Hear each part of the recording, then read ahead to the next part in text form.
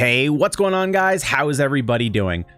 Please don't mind the whole no camera aesthetics today. We had a pretty intense stream last night, going head to head in our very first collab with Erotic Walrus and his community. Thank you for those of you who were there. The feedback we both received was tremendous, and you guys clearly had some fun, which was absolutely awesome for us to hear. Later on in the video, we're going to be going over what you need to know for the giveaway that is a result of last night's stream, so please stay tuned for that. So that being said, today is a bit of a lazy day for me, and I wouldn't really say that I'm feeling entirely camera ready, and let's face it, Ningguang is a bit better to look at than myself.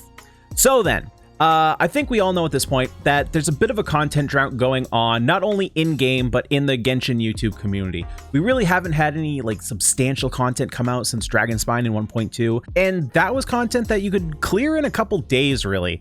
But I don't necessarily want to talk about that today. What I do want to go over is 5 changes that I would like to see come to Genshin Impact in upcoming patches. I'm going to be leaving out a few of the more obvious changes that a lot of the community has already voiced their opinions on, like 2-factor authentication, harder or more repeatable content, and resin changes, because we really already know about these. Instead, these are some smaller changes that I'd like to see that could further improve the game and the quality of life for some players out there. So without further ado, let's jump right into it.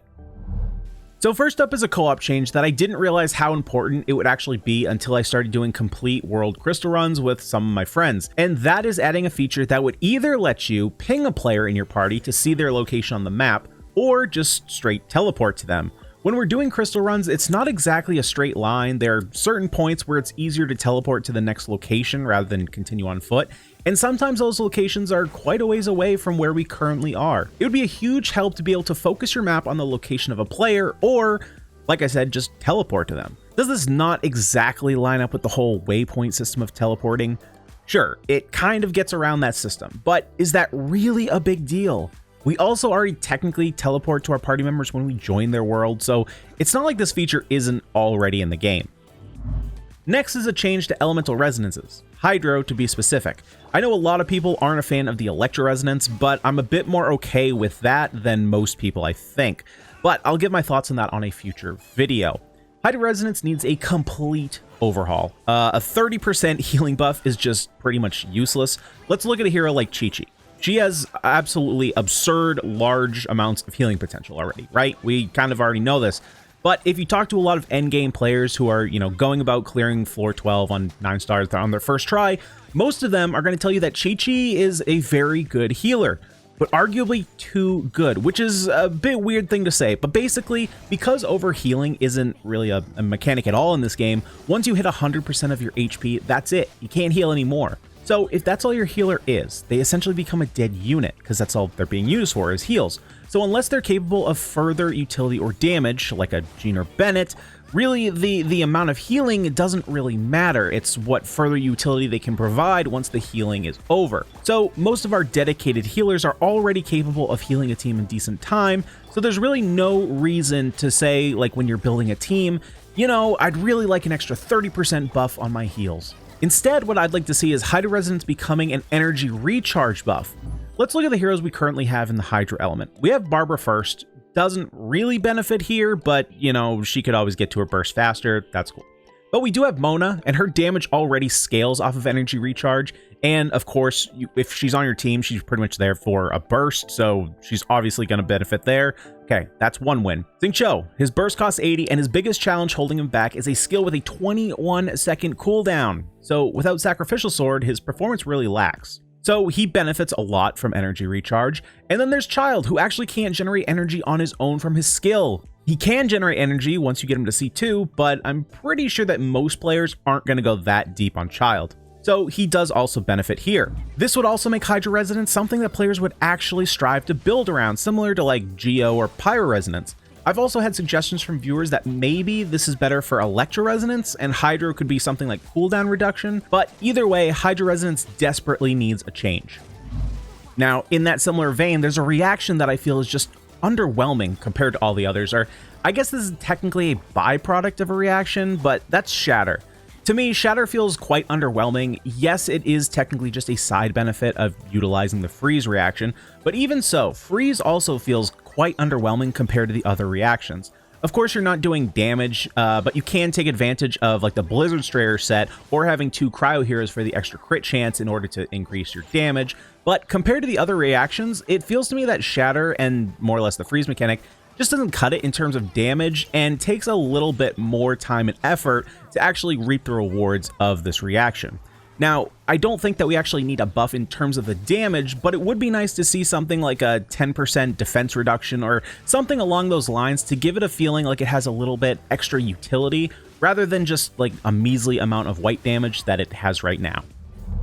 So, we have a giveaway to discuss. Saturday night on stream, we held our very first collab with Erotic Walrus, where our community frankly smoked his in a series of 3 different games. They were very solid competitors and very good sportsmen, but they just couldn't land a final blow as we went undefeated.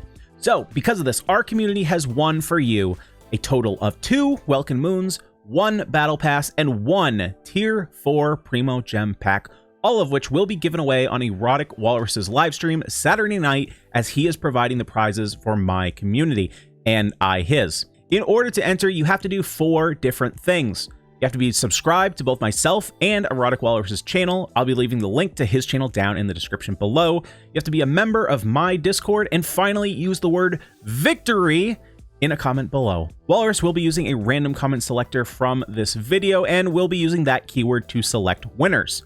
Now, let's return for my final 2 changes.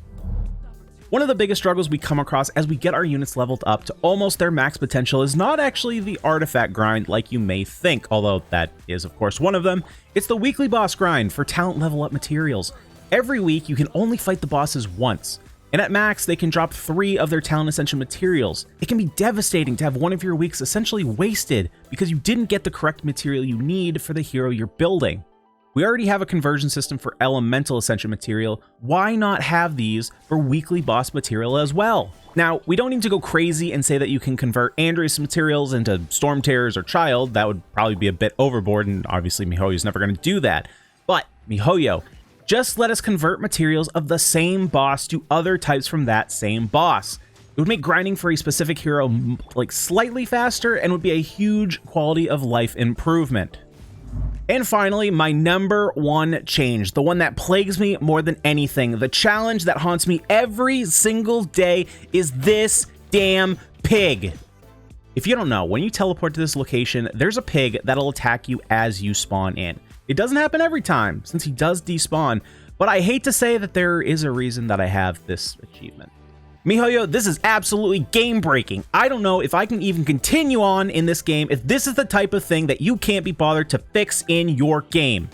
I kid. But seriously, this is actually a huge pet peeve of mine, and the pig that dwells here has kind of jokingly become my sworn enemy.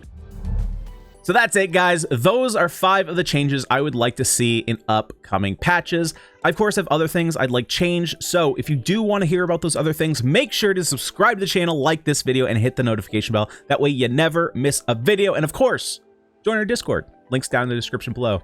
But guys, that's all I got for today. I'll see you in the next video. Peace.